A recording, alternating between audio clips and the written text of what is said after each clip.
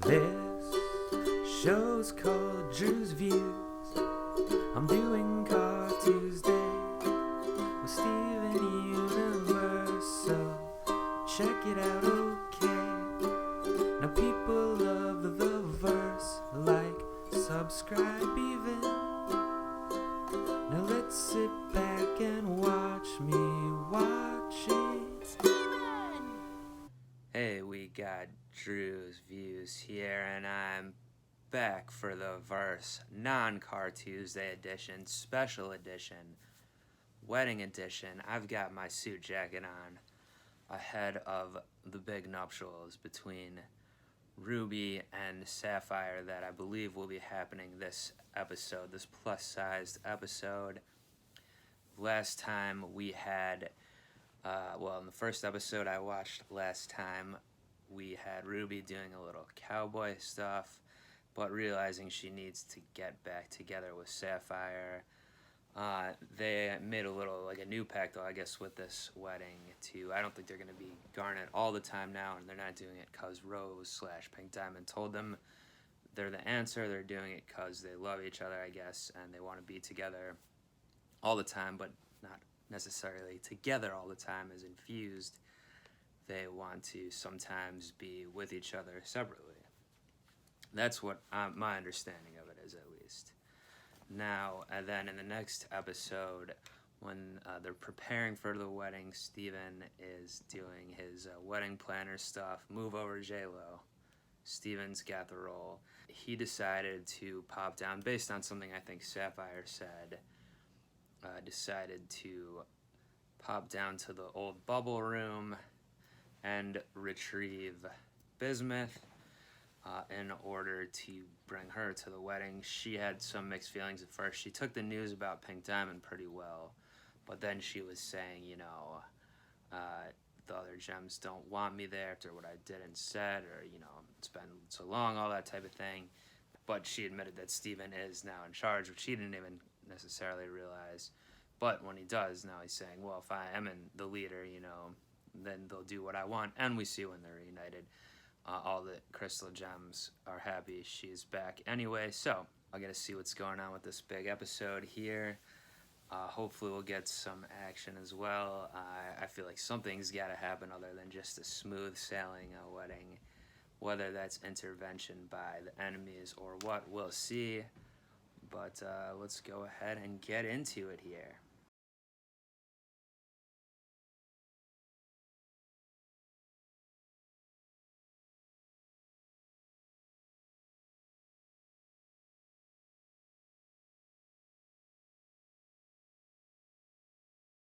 So that was the big wedding. Almost like, if not for the very end there, I could have almost, the way it was setting up almost felt like a series finale or something like that. At least a season finale. So, but obviously it wasn't. It was cool to see everyone there. I mean, they pretty much had every character in this episode almost, except for, I guess, Lars and the Off-Colors still in space.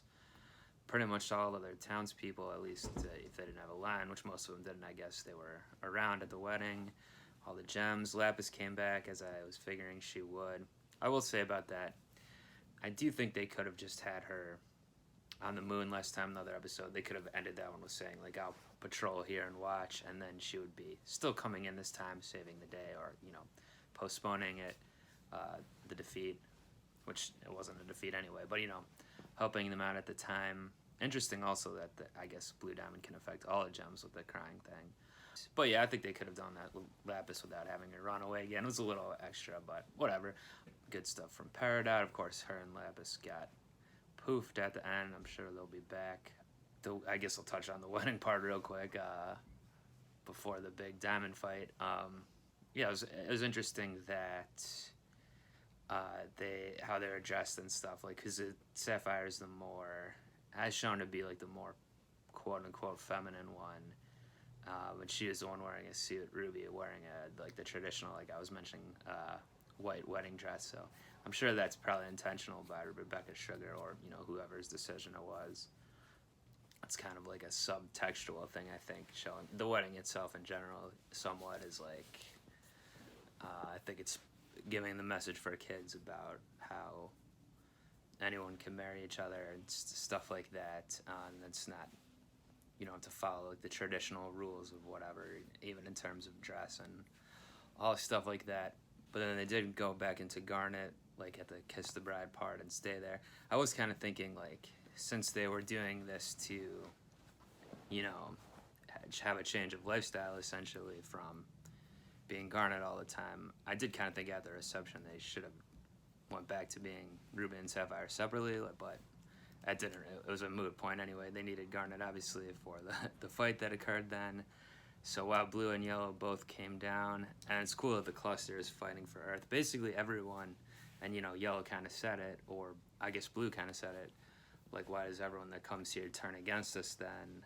So including the whole cluster is deciding to protect the Earth and all the gems that come here. So it should be a lesson for you, Diamonds, but they're more concerned about Pink.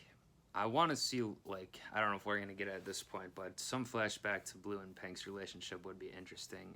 It's hard to tell if she's just, like, hysterical by nature, kind of, like, with her whole sadness kind of quality, like, missing Pink because she's gone, but did they actually have, like, some special relationship? I don't know. With Yellow, it was more of, like, and we did see Yellow with Pink briefly in the Stevani flashback, but, or Dream or whatever it was, but that seemed more of, like, a mentor role or whatever, like, teacher-mentor role. And then we see their thoughts about that. With the thought thing, I guess that's just another powers. That's a power Pink Diamond had, probably, I guess. It was kind of interesting how they portrayed it. Like, I guess Steven was unconscious on the ground, but was able to go back through and affect everyone's thoughts, read everyone's thoughts, like a ghost or whatever. But it was interesting how they showed him with, like, the big, like, totems, kind of all the gems. And yeah, so how it's going to end up now, I'm not sure. Like, I doubt Blue and Yellow are just going to accept things how they are.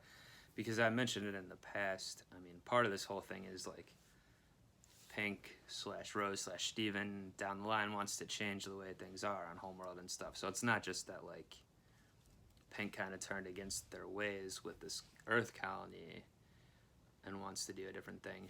She should, or they, whoever, whatever you call it, should want to change, like, the society as a whole with the injustice there on Homeworld. So are the Diamonds going to see reason? Who knows? We still have the other Diamond that's never been introduced yet, who I'm kind of assuming is, like, the main final boss, whatever, the main one in charge. She seemed to be the biggest when we did briefly see her hand. So maybe that's how that one will come in now, and then if, I guess maybe there could be conflict between Blue and Yellow themselves, and maybe one will want to go one way, one will want to go the other.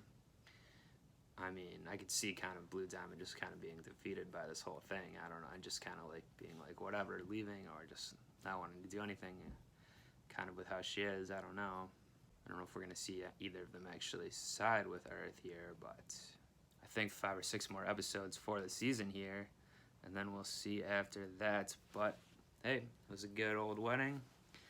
I'm ready to take the suit jacket off here, so I'm going to bid you adieu. Thanks for checking out this episode. Be back next time for the regularly scheduled Car Tuesday episode with the verse here, Drew's Views. Do subscribe if you're not already. Leave me some comments. Do all of that fun stuff. And until next time, I'm out of here. Peace. Wedding, Commander? All flowers have been deployed. Thanks, Paradise.